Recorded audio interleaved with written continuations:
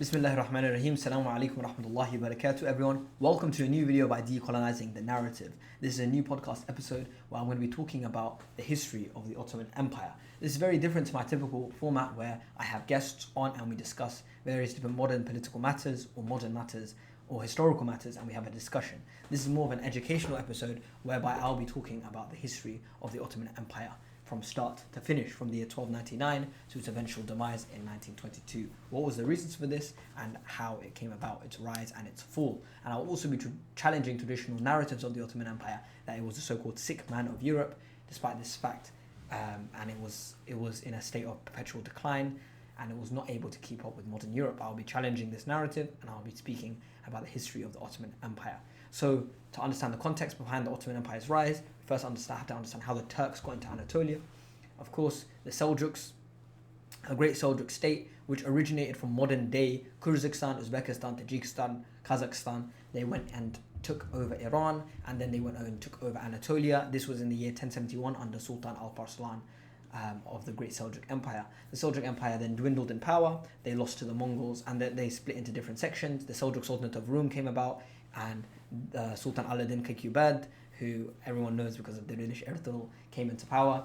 He managed to strengthen some Seljuk strongholds. They began pushing the Byzantine border.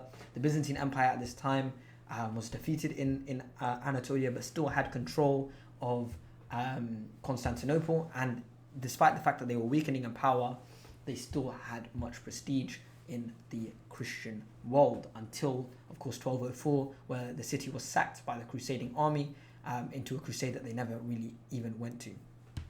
So, given this context, the Turks were in Anatolia.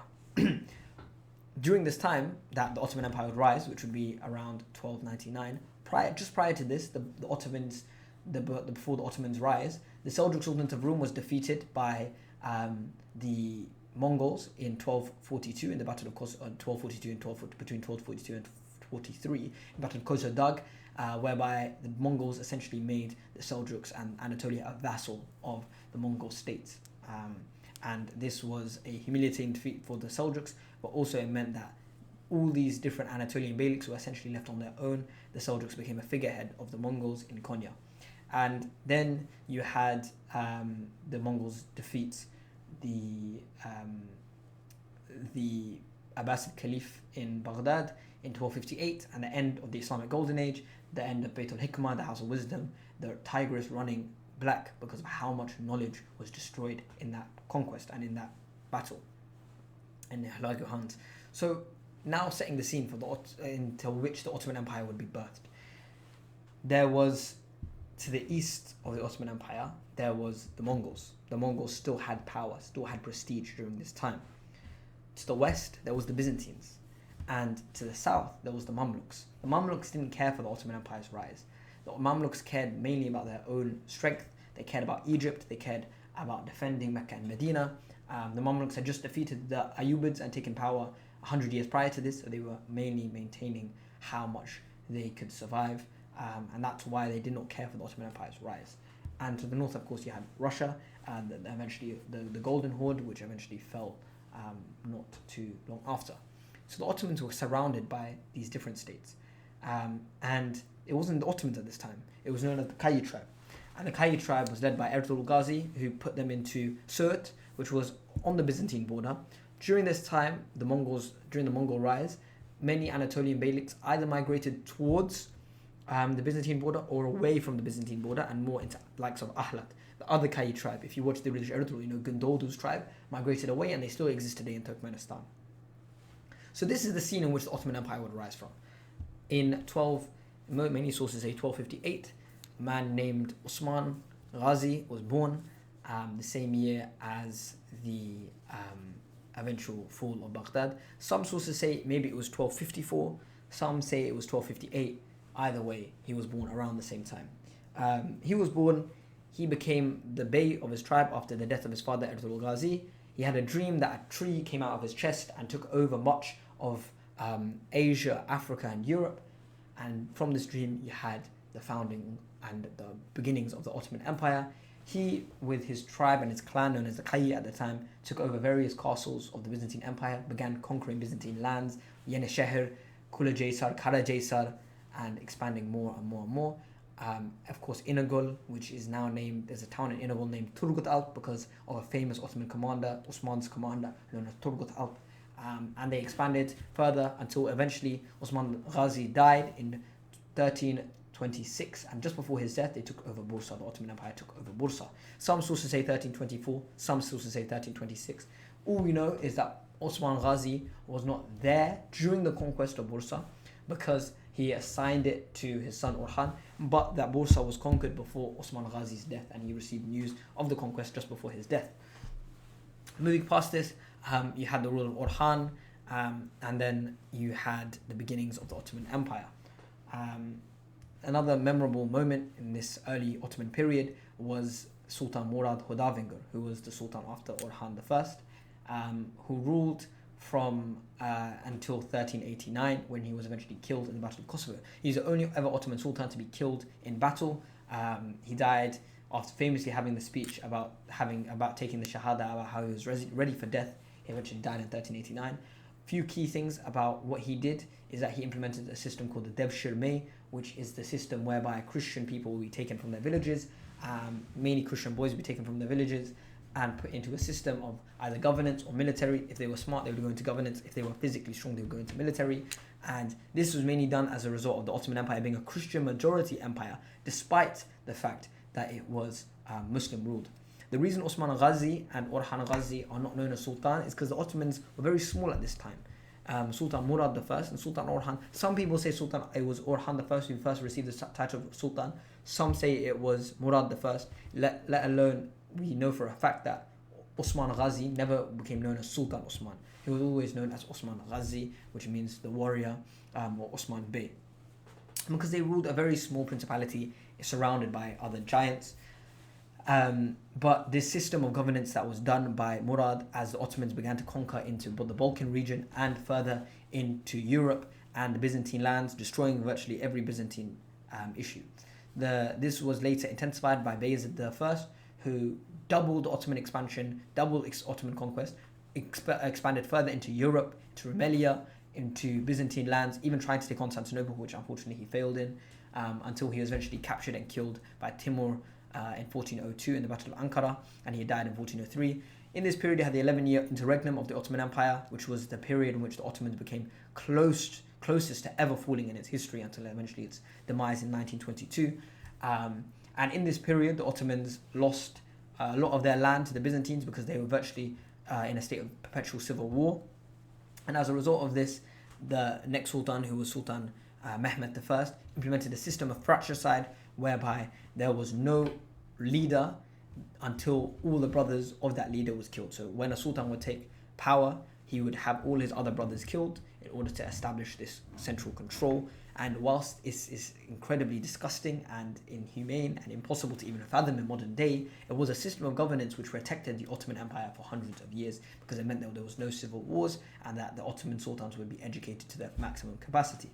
Fast forward and you get to the year 1453. So the Ottomans now, from the years 1413 to 1453, had been slowly expanding, slowly developing again after their 11-year interregnum. And then you get to Mehmed II, who was Muhammad al-Fatih.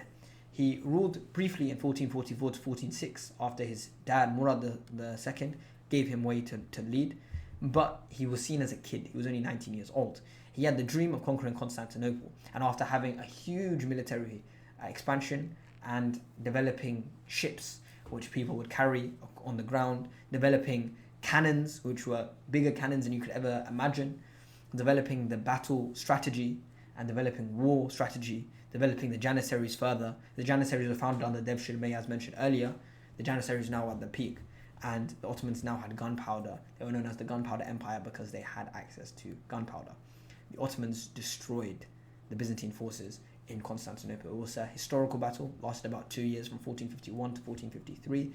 He laid siege and eventually conquered the city in brutal and decisive effect. The Ottomans then became known as an empire after their conquest of Constantinople. This conquest of Constantinople I can make a whole separate video about, and I probably will do inshallah soon. But this was the most memorable conquest of all of Ottoman history. It marked the end of the Byzantine Empire, the end of the Roman Empire as a whole. It marked the beginnings of Islam in Istanbul. Ottomans had finally taken Istanbul after hundreds of years basically trying. The Muslims had finally taken Istanbul. It also symbolized the symbolic victory of Islam over Christianity, as this was a hadith by the Prophet Muhammad ﷺ that the Ottomans, or the Muslims, would conquer Istanbul, and what a beautiful commander and beautiful people this would be, a beautiful army it would be. And the Ottomans fulfilled this in 1453 by the conquest of Istanbul. And this was known as Constantinople, and it was known after the conquest as Constantinia, and later, much later, during the late Ottoman Empire, before its fall, it became known as being in the city, Istanbul, Stambuli being in the city, and eventually Istanbul. It was famously known as Islambul, the city of Islam, after its direct conquest. Many of the historical sites were preserved. Hagia Sophia was converted into a masjid. This was done by the likes of Mimar Sinan, who later came as an architect during the time of Sultan Mehmed II's son, Bayezid II, and later on Selim and Suleiman the Magnificent, who built this city. The city was preserved, it was expanded. The Ottomans now became a Muslim majority empire for the first time. They established trade with the Venetians, and the Ottomans were growing on an unbelievable scale. Under Sultan Mehmed, they even ended up in Italy, in the city of Otranto. But prior to their conquest of all of Italy, Sultan Mehmed II unfortunately died. He was only 50 years old. Some say that he was poisoned. It's undeniable that if he had survived longer, the Ottomans would have expanded further. After his death, Sultan Bayezid II came into to manage the Ottoman Empire, to be Sultan of the Ottoman Empire. He was not like his father in terms of a brutal conquest, not a brutal conquester, but a decisive conquester, a well-known person of conquest, a warrior in his spirit. Rather, he was known as Sultan Bayezid the Saint. He is known for accepting hundreds of thousands of Jews and Muslims during 1492 because of the Reconquista. Now, this is where you get crucial historical narrative. In 1453, the Ottomans had defeated the center of Christendom, Istanbul, and now you had the rise of Islam in Europe.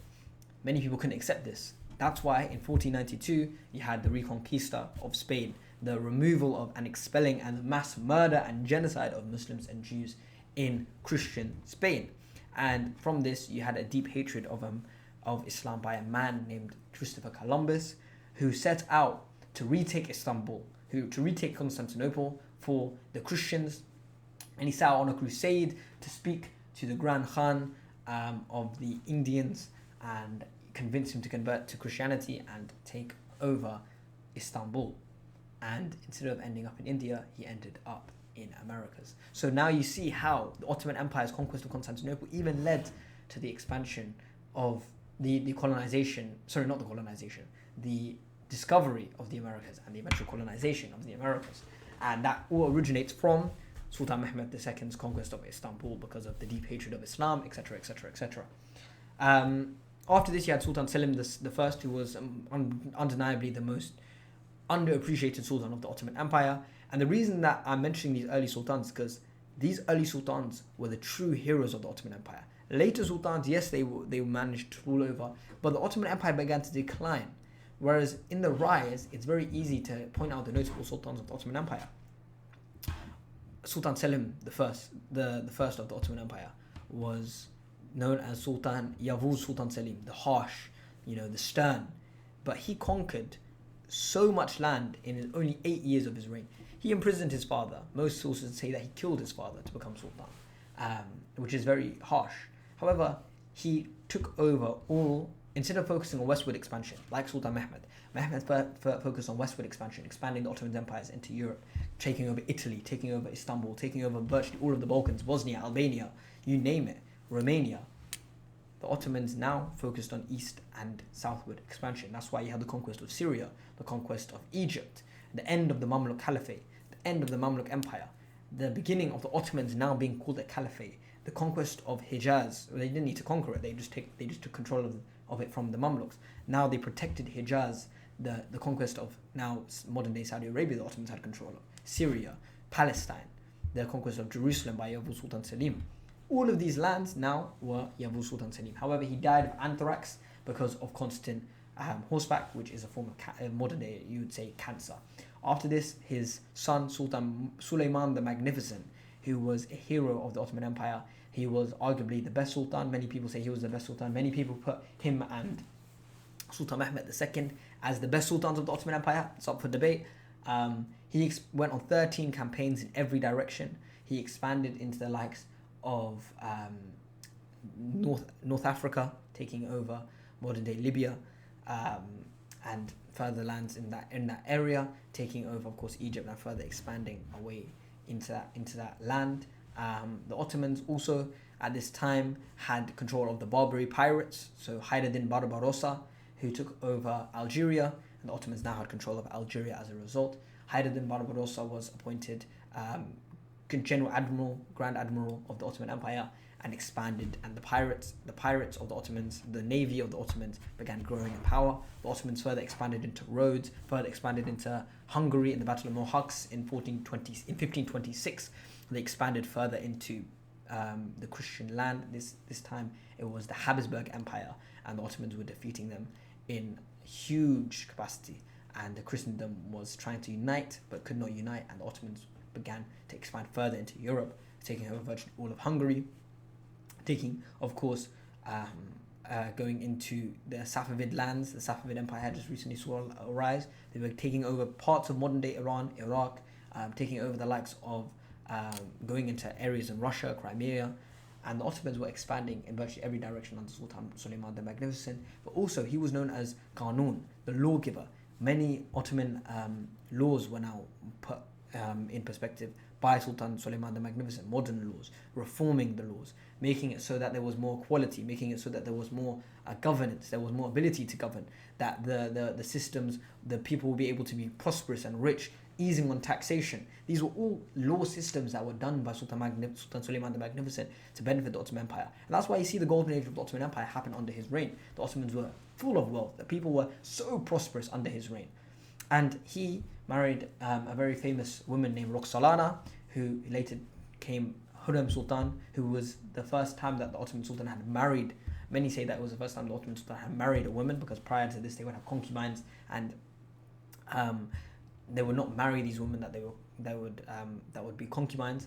They would just be risen in status as a result. However, many say that in this time this would be his wife, or some say that the sultans did previously marry these women, but some reports say otherwise. But what's known for sure is that Sultan Suleiman the Magnificent fell in love with this concubine named Roxolana and eventually married her, and their love story is another story for a different day. If you watch Muhtazam Yuzil, which is the Magnificent Century, you will see it's a over exaggeration of Sultan Suleiman the Magnificent's life, and it says that he was overly obsessed with his harem, which is not the case because of how long he spent in conquests and on horseback. But it says that he was obsessed with living in the palace and stuff like that. It's a historical inaccuracy, and it was a way of making the Ottoman Empire look a bit bad in modern sense, because it looked like the sultans were lavished and celebrating with women, and this is not the reality. The reality is the Ottoman Empire expanded hugely during this time, and there was not enough time to mess around for the sultans, despite the fact that they did live lavish lifestyles. After Sultan Suleiman the Magnificent's death, unfortunately in 1566, despite the fact that the Ottomans had conquered so much land and expanded architecture, expanded in number, in the population, in economic growth, in laws that were passed, after his death there was no real person to replace him, because he had killed his son. He'd killed Mustafa, who was the heir to the throne. He'd killed his other sons because of potential riots, and because of this, Sultan Suleiman the Magnificent, despite being an incredible sultan in terms of how much laws he was able to implement and how much change he was able to bring, generally is seen also as a paranoid man. He killed his best friend, the Grand Vizier Ibrahim Pasha. He killed his sons. He killed his brother. He didn't actually have to kill his brothers, because he came as sultan without his brothers being surviving into adulthood. But he was a very harsh sultan also. After Sultan Suleiman the Magnificent's death, I will quickly breeze over the better historical narrative, or the historical reality of what happened. But there was not many sultans to note during this time. During this time, you had Sultan Selim the Drunkard, who was not by any means living up to his father in terms of how much he could do. He actually died by slipping on a Turkish bath and cracking his head open. He, as a sultan, left much of his power to the Grand Viziers. He was not sultan material, to say the least. And eventually, the Ottomans lost a crucial battle, the Battle of Lepanto in 1571, where these different Christian nations united to defeat the the Ottoman Empire. But after this, they had fallen into civil war or civil dispute, and because of this, there was no further expansion into Ottoman lands. They just prevented the Ottomans from taking what the Ottomans wanted to take. After this, you had many decades that went past where the Ottomans were able to rise. They were able to expand in the land. 1595, they expanded further into the Middle East, and they were able to expand, but also keep what the territories they've had. They've had 100 years of mass expansion, so they needed to settle in the territories they had, make their name known. And during the late 1500s and early 1600s, they expanded their land slowly, steadily. They expanded their influence. Prior to this, under Sultan Suleiman the Magnificent, they had an alliance with the French, so they had French and European allies, and they were able to, survive very, very, very, in a strong manner. They were able to expand. They were able to keep their position as one of the most important and strong empires in the entire world at the time.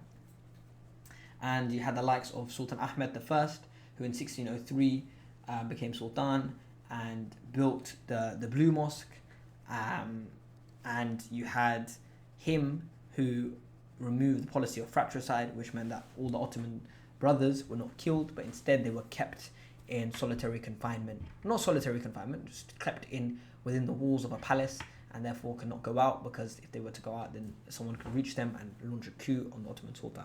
And this was then the law that all Ottoman sultans, princes, shahzades, they would be kept in confinement, and they would not go to take land and try and take power over the Ottoman Sultan. And then you had the period of Sultan Murad IV, who interestingly banned coffee and alcohol and would go under the cover of night, and if he found people disobeying his laws, he would reveal himself and behead them. But also he was a memorable sultan due to his conquest of Baghdad in 1627. And he was a memorable sultan. 1628, sorry. He was a very memorable sultan. After that, you again had a period known as the Sultanate of Women, where Ahmed I's wife, Kosem Sultan, who was the mother of Mustafa and a later sultan known as Ibrahim, began to take slow steps to gaining more and more power. She was once just a concubine of Ahmed I. However, she began becoming more and more powerful. She famously went to Ottoman courts behind a curtain, behind a veil, and listened. She was essentially the regent, and many of the Ottoman sultans were at a young age, so much of the decision making was done by her, and that's when you had the Sultanate of Women. After the Sultanate of Women, which was comprised mainly of Kosem, but also later the mother of Mehmet IV. Mehmet IV became Sultan at the age of only 6 years old. He became Sultan, and he ruled for a long time, 39 years. And as Sultan, he saw the fall of the Ottoman army at the Battle of Vienna, the Siege of Vienna in 1683. Now this is where many people will say the Ottomans began to fall. They say after 1683, the Ottomans began to lose exponentially and began to lose power and influence. However, in reality, the Ottomans just became stagnant during this period. They, yes, began to lose some battles, but they also won some battles. They won in 1700s. They won many battles in 1700s. And it wasn't only just about wars at this time. The Ottomans began to, benefit from economic growth. They also had the tulip period from the 1700s, where they began trading tulips with the Dutch, and they began to gain power and gain economic growth. The issue here is that the Ottoman sultans, after the end of the policy of fratricide, They were not educated individuals. And as they were not educated individuals, they could not rule over the Ottoman Empire to the large extent that the others, the more capable sultans of Sultan Suleiman the Magnificent, Sultan Mehmed I. And second, the way they ruled is that they were educated. They used to read, they used to be, have the best form of education. They used to be free, they used to graze the land and go on horseback and, learn these things. Whereas because the Ottoman Sultan system had changed, whereby these sultans are now kept in solitary confinement, not solitary confinement, but confinement, fairly away from the rest of the world, they did not understand the world. They did not understand how to rule an empire. They did not understand the nuances, the political nuances. That's why much of the power was given to Grand Viziers at this time, and less autocratic. But this lack of autocracy in such a historical period where autocracy was necessary, it meant that Ottomans was not able to develop. And the affirmation towards reform, the Ottomans did not reform whilst the Europeans began colonialism. The Ottomans didn't, I'm not saying the Ottomans should have reformed towards colonialism. The Ottomans lost that ability to maintain power and maintain control, because whilst the Europeans were colonizing the world, the Ottomans were still very focused on maintaining a tradition. And this is not to their discredit, but what ultimately happened is because the failure to reform not only the system of governance, but also the military and the power of the Janissaries rising to the point where the Janissaries began deciding who would be Sultan and who would not be Sultan, is to their discredit, because the Ottomans now had a military which was made up of generally free men who could depose any Sultan they wanted or put any Sultan they wanted, but also a military which was not performing on the battlefield. And this saw its true culmination around the 1750s. You see, from 1750s, the Ottomans began to lose some power, some territory. Prior to this, the Ottomans managed to maintain a lot of their power, managed to maintain a lot of their territory. Yes, they had wars with the Austro-Hungarians. Yes, they lost some land in Hungary. Yes, they lost some land in Austria.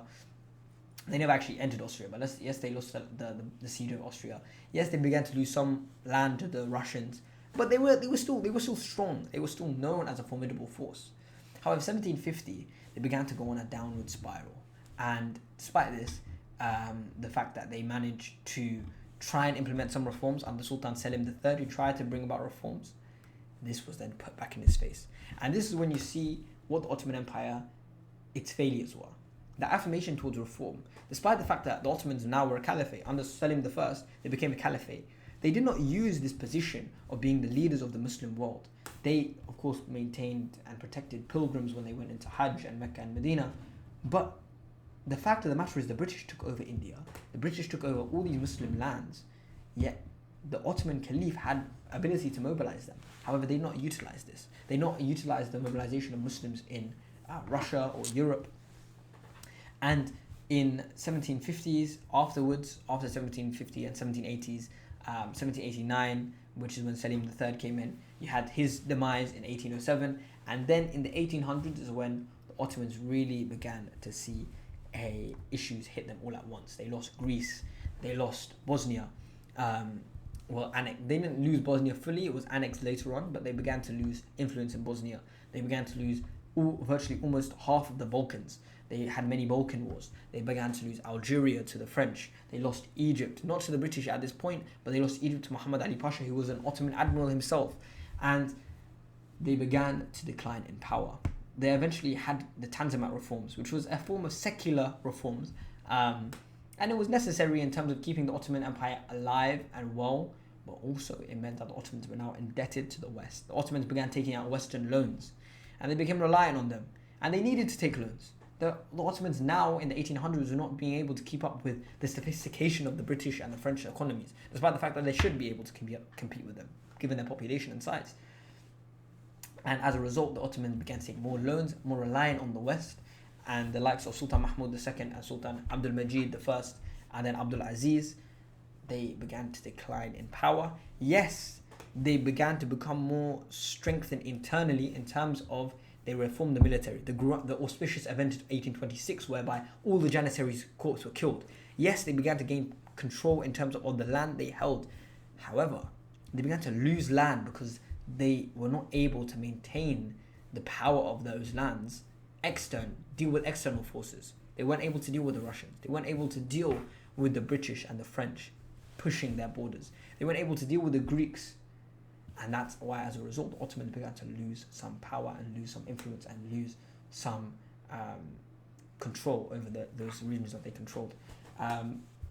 Eventually, you had the most famous Sultan of that period, and my personal favorite Sultan of that period, and of Ottoman history in general, Sultan Abdul Hamid II. Now, Sultan Abdul Hamid II came in a very, very important time, 1876, after his brother's famous reign of 93 days, Sultan Murad IV's 93-day reign. Abdul Hamid II came as Sultan. He was much more educated than the other individuals, the other people who came into power. He had traveled Europe, he had traveled the Muslim world, he had traveled around the world, he had studied, he had become a merchant, a trader, and he never thought he would be Sultan. However, he became Sultan. He understood Islam, he had studied Islam, and he used this idea of pan-Islamism, whereby Muslims all should unite under the flag of the Ottomans, because the Ottomans were the Caliphate at the time.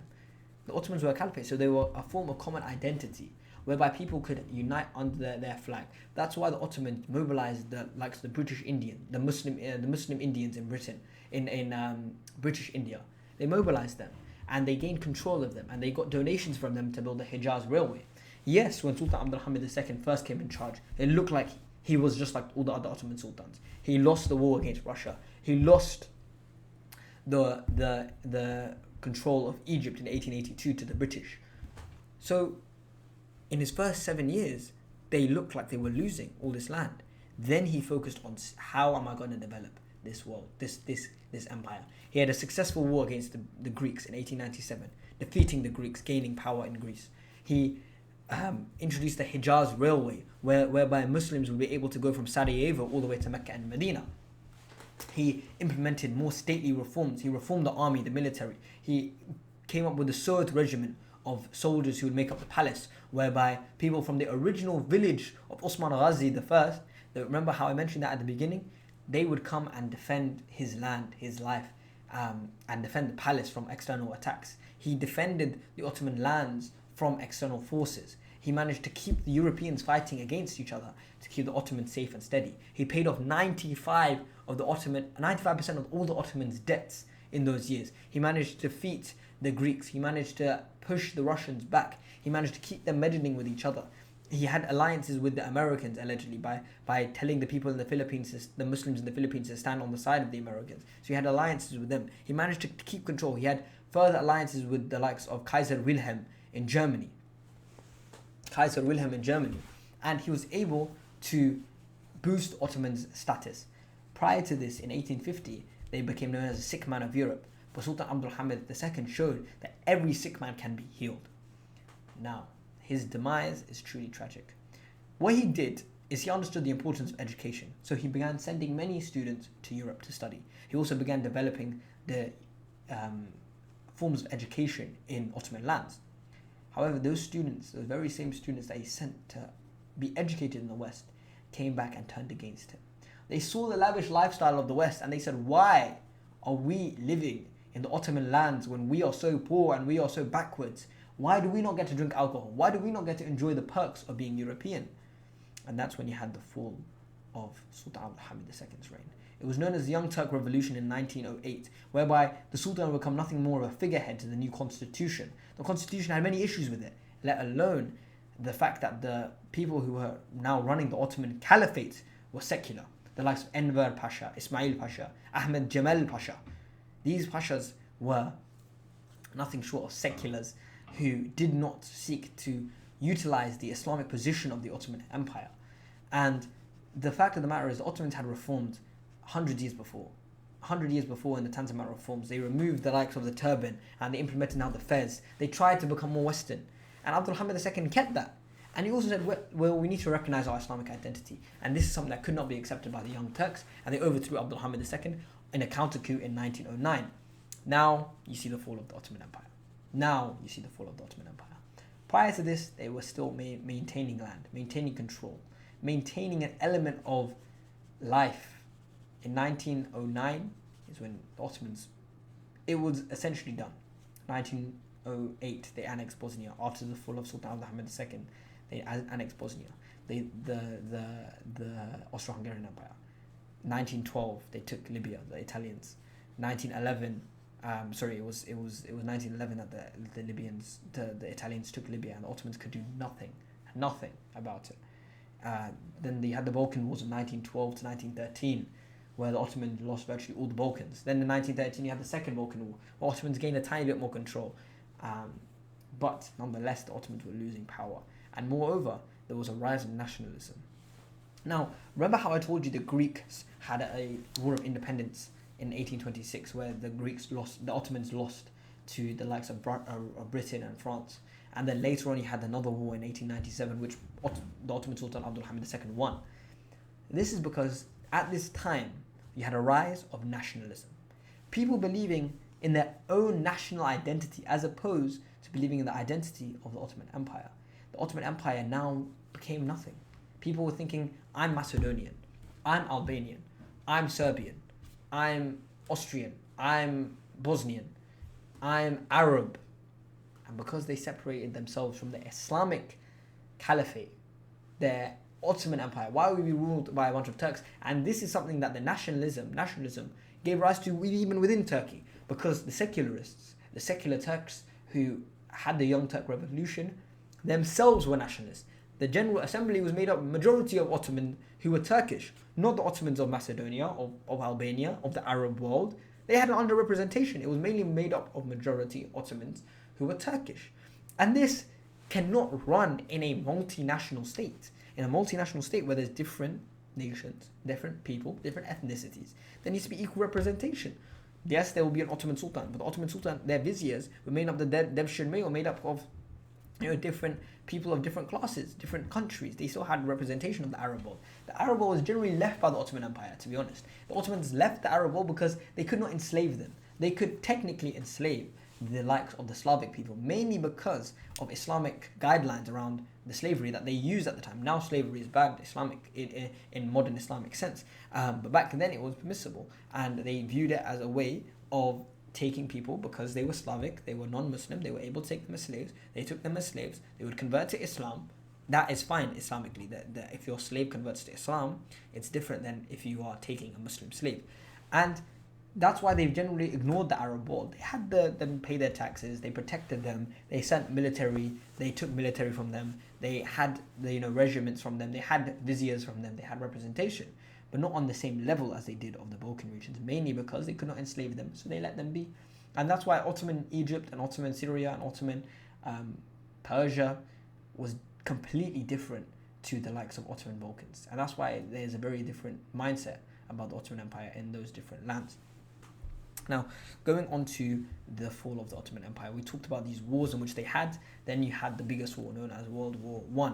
The Ottoman Empire decided to join on the side of Germany, mainly because of the previous sultan's closeness with Kaiser Wilhelm, but also because Germany was their military ally, and the fact that the Ottomans saw more strength in defeating the British and the French than the Germans, and what they could gain. And after this, you had the fall of the Ottoman Empire. Despite the fact that the Ottomans had successful military battles in the likes of Gallipoli and Kut al-Amare, the Ottomans were unfortunately defeated in 1918. But crucially, during this time, the Ottomans, their land was getting split up. This was known as the Sykes-Picot Agreement, whereby the French and British split up the Middle East as if it was a slice of cake. They split it up and they put where they would have their interests, where they would have their control, and where the fact that the Ottomans would not exist. And this was prior to the war. They made these agreements. During this time, the Ottomans actually never signed an agreement with the Austro-Hungarians, mainly because the Austro-Hungarians were their arch rivals, arch nemesis essentially, and they never signed an agreement with them. Nonetheless, they signed agreements with the Germans, and they joined the war officially on Germany's side, and unfortunately were defeated by the British and French and Russians. They lost virtually all of their territory, and the decisions on them were extremely harsh in comparison to the other nations. They lost virtually every single part of their world and their territory, all of Arabia, all of the Balkans, and they were left to a small area, which was the size roughly of Sultan Murad Hudavangir's empire, who ruled 600 years before that. So why did this happen? The Ottomans now in a state where they did not know where to go. They did not know where to go. They had lost the war, the World War One. And why did they lose World War One? It wasn't simply because the British and French outnumbered them, because the British and French used the people within the Ottoman Empire. They used the Arabs. Lawrence of Arabia, T.E. Lawrence of Arabia went to Arab world, spread this infectious disease of Arab nationalism, which then created the reality of why are Turks ruling over the Arabs when the Arabs were the people that the Prophet Muhammad ﷺ came to, despite the fact that in our authentic hadith, the Prophet Muhammad ﷺ said that one day the Turks will rule over the Arabs. Why? And that's when you see the rise of Arab nationalism. That's when you see them fight against Ottomans, the Arab revolt in 1916, the fall of Ottoman power in Arabia, and the lies that the British gave to the Arab world, saying, oh yeah, you'll get all this land, and they did not give them anything. Then you had the Sykes-Picot Agreement, which was carried out by the British and French, which had been prior, but that was eventually carried out after 1918. And the Ottomans, what were they going to do? They had just lost all their land, and it was signed by people who did not, the state eventually did not accept. Remember how I mentioned the Battle of Gallipoli in 1915? A certain man named Mustafa Kemal Ataturk was given a rise during that period. He was seen as a military hero, and he was from a people known as the Donma, which is a separate video in itself. Ataturk was a person who was not Muslim, and this needs to be very, very clearly laid out. He was a non-Muslim secular. He was part of the Young Turks. He was a non-Muslim secular who believed that the Ottomans were backward, that the Caliphate was backward, that Islam was backwards, that the nation was backwards. So he fought back in 1920 with the Turkish people who fought against the British and French occupation of their lands and eventually established the modern borders of modern Turkey. He changed the Ottoman Empire, ended the Ottoman Empire. He removed and ended the Caliphate. He said that there should be no Caliph who's ruling over the Muslim world. He said that the Adhan should no longer be recited in Arabic. It should be recited in Turkish. The Turkish script will now no longer be based upon Arabic. It will be based upon European Latin. It will now no longer be time to recite the Quran in Arabic. It will be around recited in Turkish. Why did the Arabs revolt against us? Well, let's use that as a justification. Also, during this period in 1915, when the Ottomans are on the verge of collapse and no longer a representation of what a state should be, you had the likes of the Armenian genocide which occurred, which is still denied by modern Turkey, but is accepted by virtually every single other nation. The Armenian genocide, which saw the death of many thousands of Armenians in Turkey, in Armenia during World War One, who were part of the Ottoman Empire. So now you see how the Ottomans got to this stage. You can see the state of perpetual decline. The sick man of Europe only actually became sick in 1909. And the sickness was derived not from what the Ottomans had previously practiced. The sickness was derived from the Ottomans trying to be European, trying to be nationalistic. The General Republic of Turkey was declared in 1923. Or 1922, and the end of the Caliphate happened in 1924, where Abdul Majid II, who was the final Caliph, was no longer the Caliph of the Ottoman Empire. So that's the story of the Ottoman Empire, guys. I think we can see how the rise happened. We can see where its peak happens. Sultan Suleiman the Magnificent, economic growth, military growth, Islamic growth. They were known as the leaders of the Ummah, the Caliph, the Caliphate. We can also see the moments in which they fell. The Ottomans didn't fall due to Western power. It didn't fall simply due to some wars. It fell when it tried to replicate the West, when it tried to be like the West, when it tried to be like Britain and France at the time, when it tried to be something which it's not, and it didn't need to be. It should have accepted its own culture. It should have maintained that. It did not need to try and liken itself to the West. Modernization, reform, yes, but Westernization, secularism, no. Nationalism, no. And that's when you see the true fall of the Ottoman Empire. 1909 onwards, the second the Young Turk Revolution happened, the second they lost their Islamic identity, the second they lost the Caliph lost their power, lost their footing, you saw the complete demise of the Ottoman Empire. Prior to this, they were on a decline, yes, no doubt about it. But would they have survived if there was no Young Turk Revolution? Would they have survived if there was not a rise of nationalism or secular ideas? This is up for debate, but this is something which, in my opinion, they would have. I know this has been a very long video. It's now 45 minutes. So I would like to say thank you for everyone who's watched this video. Jazakallah khairan. I will see you next time, inshallah, when I'll be making other videos about the history of other empires.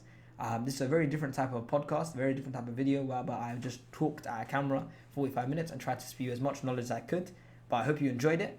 I certainly enjoyed making it. And I will see you in the next one. Jazakallah khairan for watching. Assalamu alaikum wa rahmatullahi wa barakatuh.